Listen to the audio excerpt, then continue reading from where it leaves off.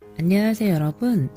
오늘은 생활비 절약을 통해서 빚을 빨리 갚는 법과 돈을 모을 수 있는 방법에 대해서 공유해 보도록 하겠습니다.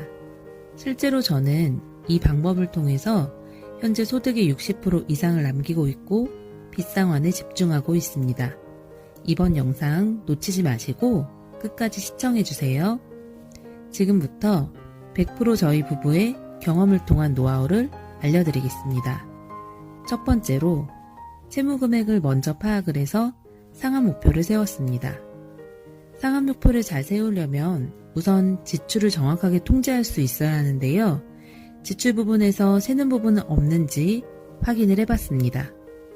고정 지출은 흔히들 숨만 쉬어도 나가는 돈이라고 생각을 하기 때문에 저 역시도 절대 줄일 수 없는 돈이라고 생각을 했었는데요. 다시 한번 확인을 해봤더니 새는 돈이 너무 많더라고요. 가정마다 다르겠지만 저는 통신비와 가스비, 전기세, 그리고 교통비 부분에서 10만원 이상을 아낄 수 있었습니다.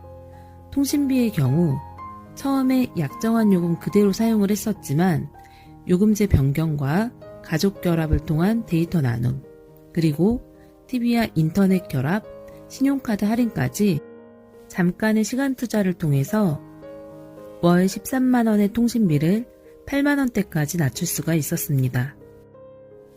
가스비의 경우는 보통 겨울에 24도로 생활을 했었는데요.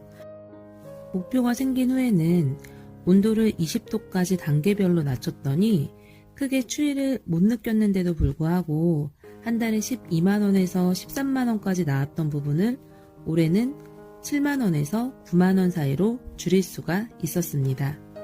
그리고 전기세 같은 경우에는 다 아는 내용이지만 실천을 안 했던 안 쓰는 플러그 뽑기, 그리고 형광등 같은 경우 저희는 거실에 등이 6개가 들어가는데 다 빼고 2개로만 생활을 해봤는데요.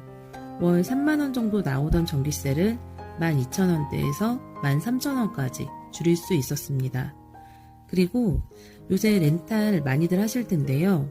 저는 정수기를 렌탈로 이용 중입니다. 한 달에 17,900원 내던 렌탈비를 원래 가지고 있던 신용카드사에서 정수기 렌탈 할인받을 수 있는 카드로 교체를 해서 한 달에 13,000원씩 할인을 받고 4,900원에 이용 중입니다. 물론 카드 실적을 채워야 되지만 그 부분은 매달 나가는 고정비를 카드 자동이체로 연결을 해서 지출을 늘리지 않으면서도 혜택을 받고 있습니다. 그리고 교통비 중에 큰 지출이 택시비였는데요. 모임이 있을 때는 거의 택시를 타다 보니까 한 달에 5만원 정도는 나갔던 비용인데 이제는 생각을 바꿔서 막차를 타더라도 대중교통을 이용하고 택시는 최대한 자제를 하고 있습니다. 이렇게 해서 고정지출 부분에서 택시비를 제외하더라도 월 10만원 이상을 아끼고 있습니다. 큰 돈이 아니라고 생각할 수도 있겠지만 연간으로 계산을 하면 120만원 이상의 목돈을 절약할 수 있습니다. 다들 항목은 다르겠지만 고정지출도 점검을 통해서 충분히 줄일 수 있으실 겁니다. 이제 변수는 변동지출인데요. 항목을 크게 식비, 생활비, 경조사, 친목 이렇게 4가지로 나눠서 지출 예산을 정했습니다. 변동지출에서 제일 크게 차지하는 비중이 식비였는데요. 식비 같은 경우는 점심값, 그리고 외식, 배달음식 이렇게 해서 한 달에 100만원 이상이 나갔었는데요. 점심은 하루에 7,000원, 2명이서 14,000원, 한 달 평일 22일이면 주말을 제외하고 31만원이 들어갔고 외식과 배달음식까지 하면 100만원이 넘었습니다. 저희 영상 중에 식비 줄이기 3편을 보신 분들께서는 이미 아실 텐데요.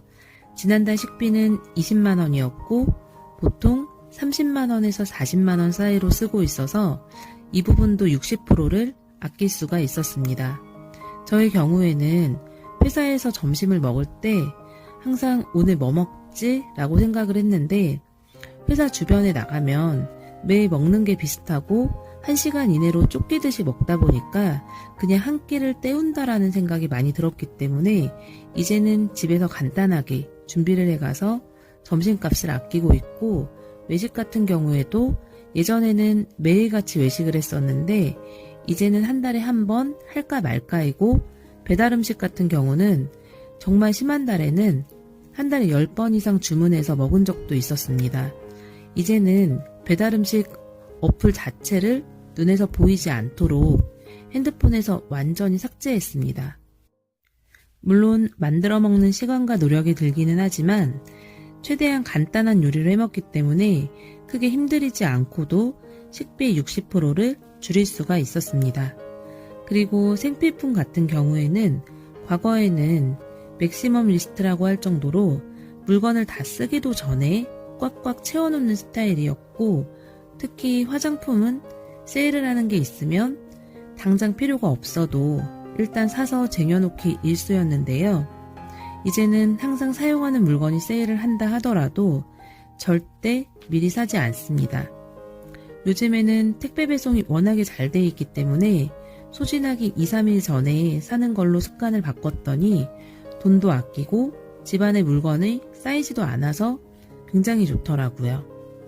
피부귀 같은 경우에는 예전에는 진짜 옷 사는 거를 좋아해서 핸드폰 바탕화면에 쇼핑몰 어플이 몇 개씩 깔려 있었는데요.